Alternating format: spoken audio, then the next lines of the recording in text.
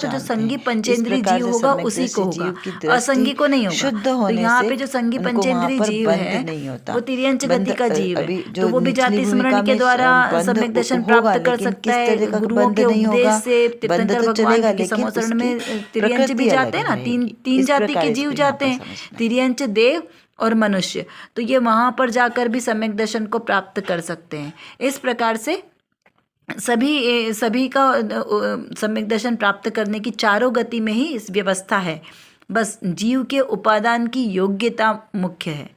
प्राप्त करना सम्यक दर्शन कुछ कठिन कार्य नहीं है, बहुत ही सरल है। क्यों?